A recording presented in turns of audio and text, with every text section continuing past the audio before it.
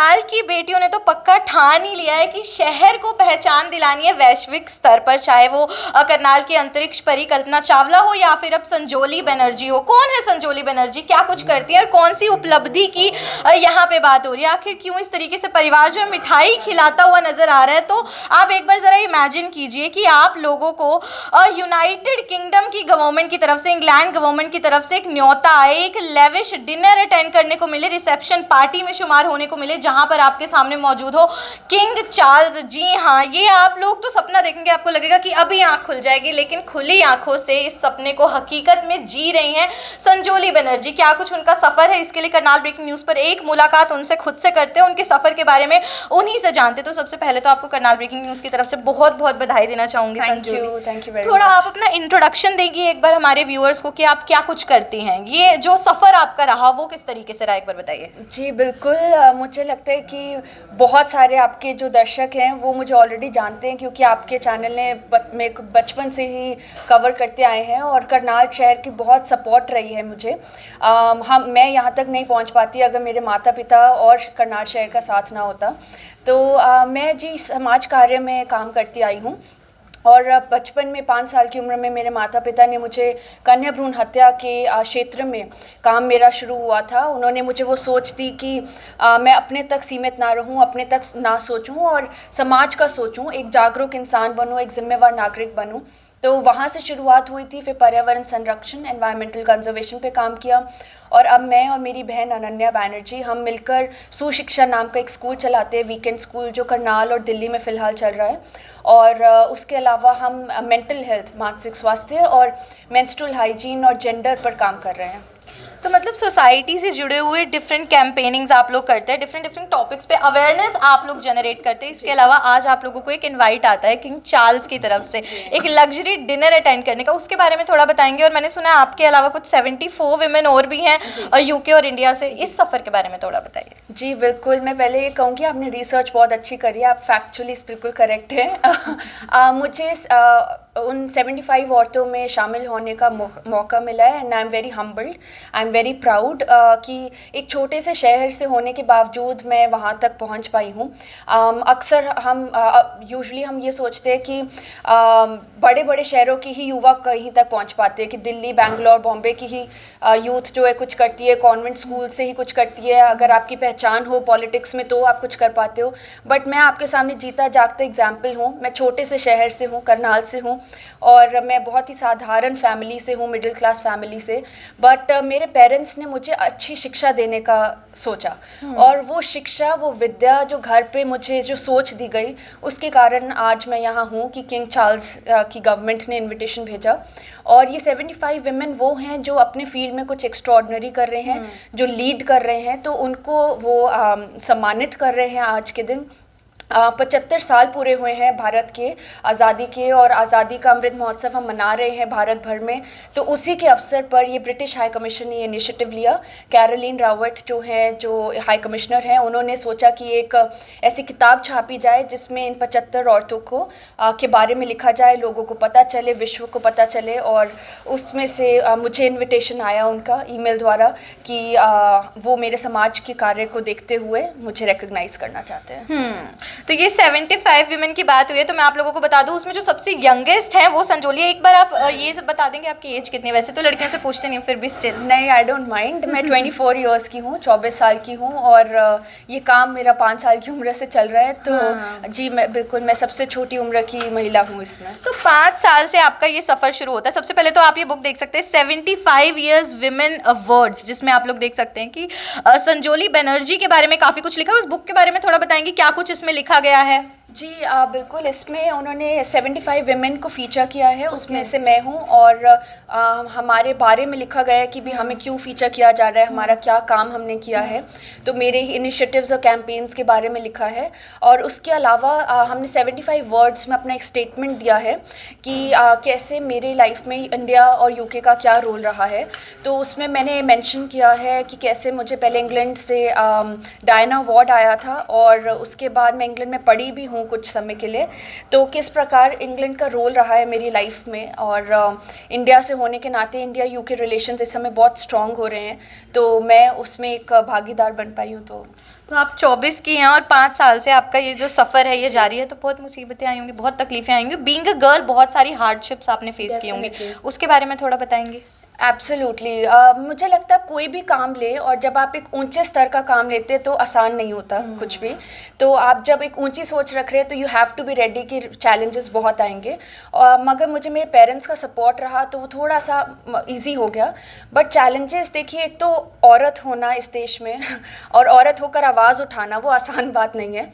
एक युवा होना, तो अक्सर ये कहा जाता है कि अरे ये तो इनका नया नया शौक़ है, ये तो टेम्परेरी है, बस अभी शौक़ उठा है फिर ये चुप बैठ जाएंगे। तो वो उस तरह से बहुत बारी देखा जाता था, हमारी बात को सीरियसली बहुत कम लोगों ने लिया है। तो वो चैलेंज डेफिनेटली रहता था कि हमेशा हम देखेंगे कि बड़े बुज़ुर्गों की बात को ज़्यादा अहमियत दी जाती है, युवा को अभी भी वो इम्पोर्टेंस नहीं दी जाती इंडिया में। तो वो एक चैलेंज था। उसके अलावा इतने हमारे साथ लोगों को जोड़ना वो एक चैलेंज रहा, कि भी लोगों को समझ आना कि भी हम क्या काम कर रहे हैं। तो वो डेफिनेटली एक चैलेंज था। कई बारी लोगों को समझ नहीं आता हम क्यों कर रहे हैं काम।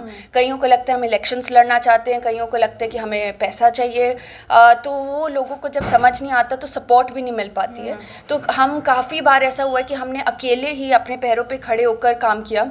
हमें कई बार कई जगहों से सपोर्ट चाहिए थी, वो नहीं मिली, बट फिर भी हम डटे रहे, क्योंकि हमारे लिए ये सारी चीज़ें छोटी हैं, हमारे लिए मुद्दा बड़ा है। तो व्हेन यू आर डिटर्मिन्ड कि आपको पता है कि आप एक कॉज के लिए काम कर रहे हो, आप अपने सेल्फिश इंटरेस्ट के लिए नहीं कर रहे, तो फिर ये चैलेंजेस मैटर नहीं करते।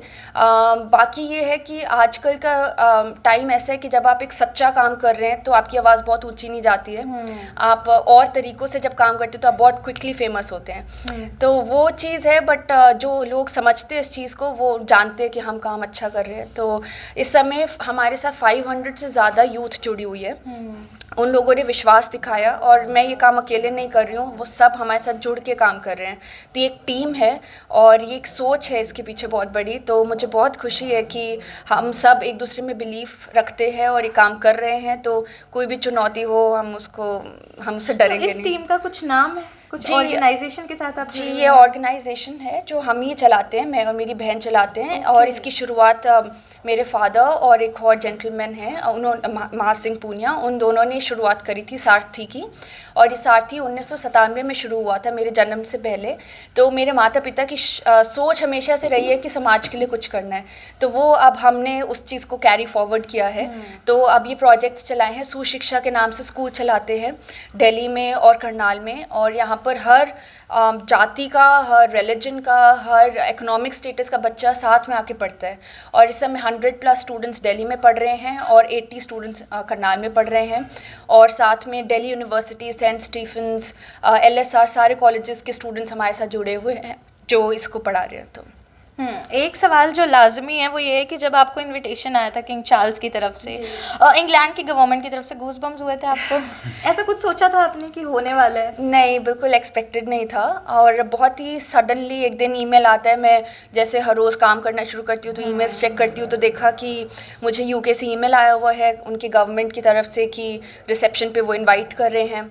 तो मैं बहुत एक्साइटेड डेफिनेटली थी कि भी वहाँ से इनविटेशन आया है, मगर फिर मैंने उसको पढ़ के चुपचाप रख दिया, मैंने किसी को बताया नहीं। फिर कुछ दिन बाद जब मम्मा पापा को बताया तो वो मुझसे डबल ट्रिपल एक्साइटेड थे, क्योंकि पहले भी कई पुरस्कार मिले, और मुझे लगता है कि ये अवार्ड्स जो हैं थोड़े से सेकेंडरी होते हैं, काम ज़्यादा ज़रूरी है, तो मैं इसको मेरे सिर पे नहीं चढ़ने देती हूँ। तो बट पेरेंट्स होने के नाते वो ज़्यादा एक्साइटेड थे। तो डेफिनेटली एक बहुत ही स्पेशल मोमेंट है, there is no doubt about that. क्योंकि हर महिला को नहीं ये अवसर मिलता। कितनी महिलाएं ऐसी हैं जो बहुत अच्छा काम कर रही हैं बट वो उस स्तर तक नहीं पहुँच पाती हैं, they remain unsung heroes. So I hope कि I can dedicate it to all of them as well. तो आपके सफ़र से एक बात तो जाहिर है कि आप जो मेहनत कर रहे हैं, जो कड़ी परिश्रम आप लोग कर रहे हैं, उससे तो आप लोगों को ज़रूर जो है संतुष्ट रहना चाहिए, लेकिन जो फल आपको मिल रहा है उससे कभी आप लोगों को संतुष्ट नहीं रहना चाहिए, और बेटर जो है आप लोगों को उसके ग्रोथ के लिए करते रहना चाहिए। एक फाइनल क्वेश्चन आपसे मेरा ये रहेगा कि जो यंग गर्ल्स आपको देख रही होंगी उनके लिए कुछ मैसेज देना चाहेंगी? जी, यंग गर्ल्स को ये मैसेज है कि अपने आप को कम ना समझें और ये ना सोचें कि भाई आपको अपने आप को प्रूव करने की ज़रूरत है या लड़कों के बराबर आने की ज़रूरत है। आप अपनी एजुकेशन पर, अपनी अवेयरनेस पर ध्यान दें कि आप एक सोशली अवेयर इंसान बने, क्योंकि बहुत ज़रूरी है। हम आजकल जो है हम एक बबल में जी रहे हैं कि हम अपनी ही फैमिली, अपनी ही ज़रूरतें, अपनी ही पढ़ाई, पैसे में गुम रहते हैं और हम भूल जाते हैं कि हम एक समाज का हिस्सा हैं। तो और चैरिटी सिर्फ करना, सिर्फ पैसा देना काफ़ी नहीं होता, वक्त देना ज़रूरी है।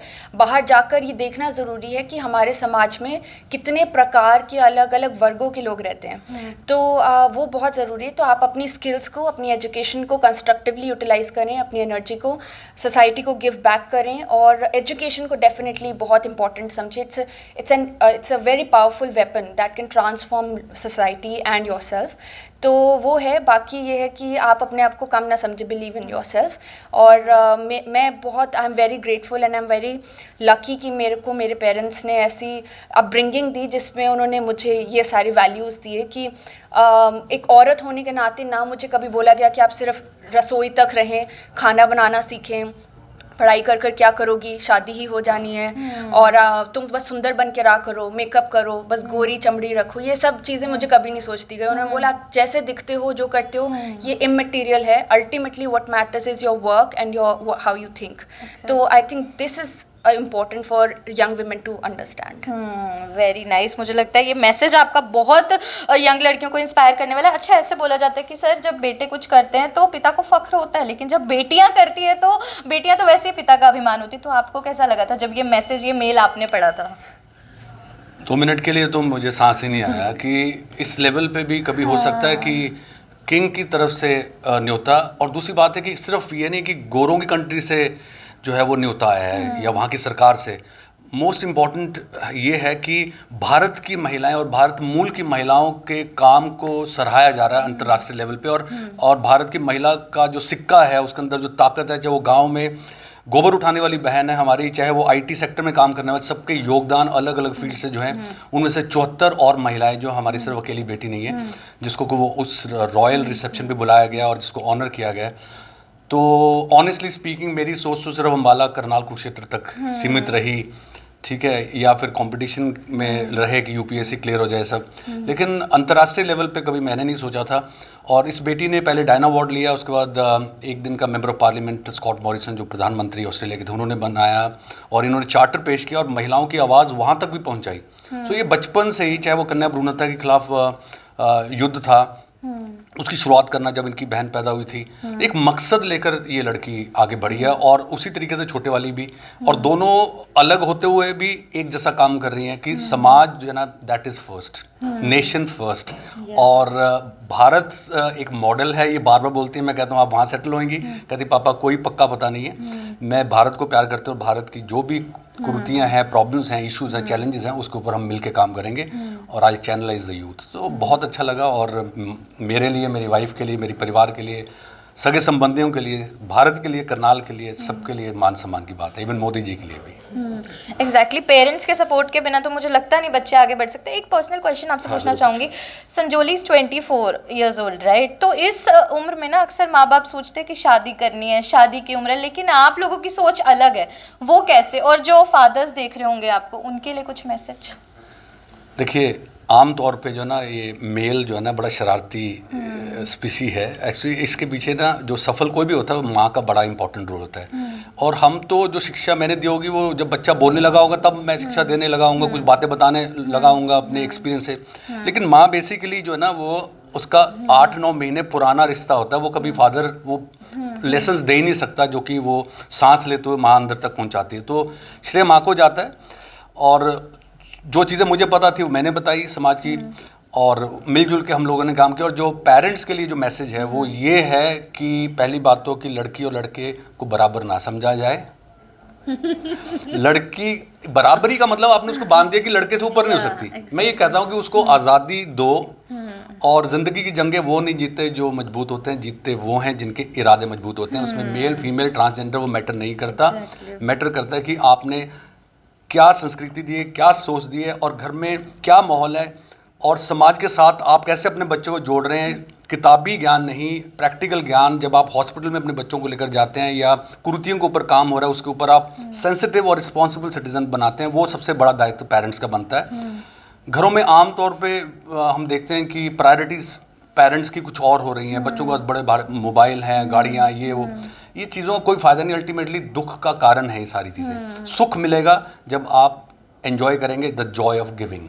मैं एक Simple. बात कहना चाहूँगी, Sure. जो आपने पापा से पूछा कि शादी के बारे में, उसमें मैं ये बोलना चाहूँगी कि हम कमेंट नहीं कर सकते किसी और के ऊपर, कि एक पर्सनल चॉइस है कि भी शादी आपको कब करनी है, किससे करनी है। बट मेरे पेरेंट्स ने ये सोच, मैं उनके साथ मजाक करती हूँ अक्सर कि आप मेरी शादी कब करेंगे, तो वो ये बोलते हैं कि आप पहले ऐसे एसेट बने, जिसको हम एसेट बोलते हैं सोसाइटी के लिए, कि आप सिर्फ आपने आज तक लिया है समाज से, तो आप जब देना सीखोगे और आप अपने पैरों पे खड़े होगे, जब आप अपने लिए कुछ कर पाओगे, उसके बाद ये सब चीज़ें सोच सकते हैं। तो वो सोच मुझे लगता है वो पेरेंट्स से ही आती है। अगर हम एक लड़की को बोझ की तरह देखेंगे तो सोचेंगे जल्दी से इससे पीछा छूटे और उसकी शादी करो, जिस घर इसने जाना था उसको भेजो।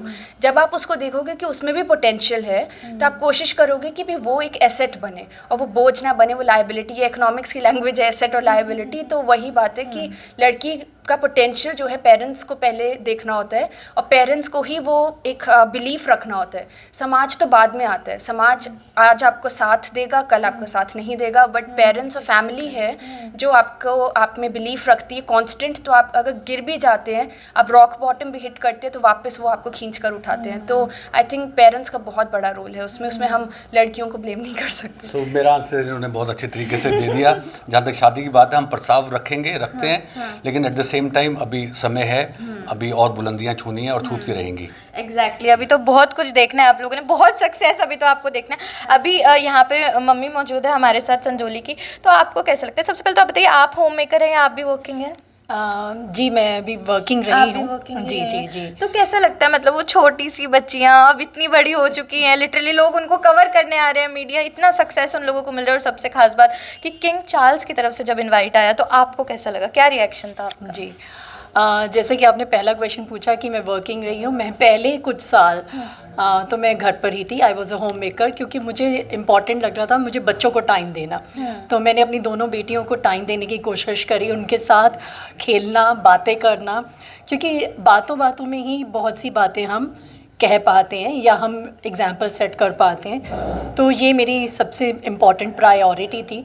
और उसके बाद जब मेरी बेटी ने 10th कर लिया, तो उसके बाद मुझे लगा बच्चे बड़े हैं, समझदार हैं। उसके बाद मैं वर्किंग हुई, तो मुझे वर्किंग हुए सिर्फ 15 ही साल हुए हैं। और बाकी जो आप कह रही हैं किंग चार्ल्स का इनविटेशन उनकी गवर्नमेंट की तरफ से, तो हम बहुत ही ज़्यादा खुशकिस्मत हैं कि उनकी तरफ से इनविटेशन आया है। और मेरी बिटिया को पहले भी यूके से प्रिंसेस डायना अवार्ड मिला है, और भी बहुत सारे अवार्ड्स मिलते आए हैं, और DW जर्मनी और बहुत सारे मीडिया हाउसेस भी कवरेज देते रहे हैं बच्चों को।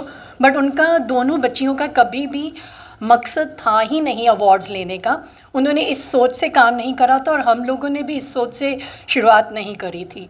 हमारी सोच सिर्फ यही थी कि जैसे कि अभी सर ने भी बोला, द आर्ट ऑफ गिविंग, तो देना सिखाना। तो मुझे याद है कि हमारे माता पिता भी हमें बचपन में बर्थडेज पे कहीं ना कहीं अनाथ आश्रम या ऐसी जगह लेकर जाते थे कि देना सीखें। वही चीज़ हमने अपने बच्चों में करने की कोशिश करी। और जब संजोली हुई थी तब भी हमने लोहड़ी करी थी, चाहे वो घर पर ही करी थी। तो हम लोगों ने कभी सोचा ही नहीं कि बेटा और बेटी फ़र्क है तो लोहड़ी नहीं मना सकते बिटिया के लिए, या ऐसा कुछ भी नहीं हमारे मन में रहा।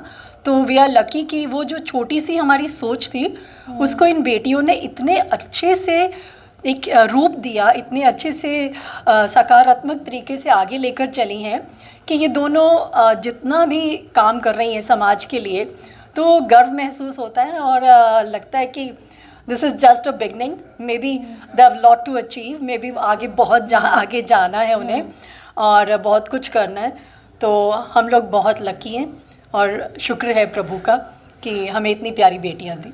देखिए ये तो अभी शुरुआत है, अभी तो बहुत बुलंदियों को छूना है। और ये कहानी आपने सुनी संजोली बनर्जी की, जो कि सिर्फ 24 साल की हैं और इतनी सी उम्र में लिटरली उनको यूनाइटेड किंगडम की गवर्नमेंट की तरफ से इनवाइट आना, एक लग्जरी डिनर का 75th एनिवर्सरी वहाँ पे मनाई जा रही है, उसका एक हिस्सा बनेगा, जो अपने आप में एक बड़ी बुलंदी को उन्होंने हासिल कर लिया है। और सबसे खास बात, आज की खबर में बहुत सारे आप लोगों को मैसेजेस मिले, लेकिन सबसे खास चीज़ ये रही कि अगर पेरेंट्स का सपोर्ट हो और वो अपने बेटियां और बेटों में फ़र्क ना करे तो ही बेटियां इतनी आगे बढ़ सकती है। और जैसे कि मैं पढ़ पा रही थी कि सशक्तिकरण और जागरूकता, मतलब जागरूकता अगर आप समाज में फैलाएंगे तो ही आप उनको एम्पावर कर सकते हैं, उनको सशक्तिकरण उनका हो सकता है। और भी बहुत सारे काम ये लोग करते आए, मतलब 5 साल की उम्र से अब 24 साल के हो चुके हैं। इतने सालों से एक लंबा सफ़र रहा, आसान नहीं रहा, लेकिन उसके बाद जब इस तरीके से फ्रूट मिलता है, इस तरीके से फल मिलता है और उससे भी सेटिस्फाइड ना होना, क्योंकि और भी आगे बहुत कुछ हासिल करना है, तो वो अपने आप में सबसे अच्छी बात होती है। और ऊपर से आर्ट ऑफ गिविंग की जो बात की रही कि सोसाइटी के लिए हमें सबसे पहले एक एसेट बनना है, उसके बाद हमें अपने पर्सनल वेलफेयर के बारे में सोचना है, वो एक बहुत अच्छा मैसेज आज की खबर से मिला। तो आपको हमारी मुलाकात जो है संजोली बनर्जी के साथ कैसी लगी, आप हमें बताइएगा। और जो यंग गर्ल्स देख रहे हैं, मुझे लगता है वो काफ़ी ज़्यादा इंस्पायर हुई होंगी, तो वो भी ज़रूर मैसेज करके अपनी विशेष संजोली को दे सकती हैं। भवन आरंग, करनाल, न्यूज़ करनाल।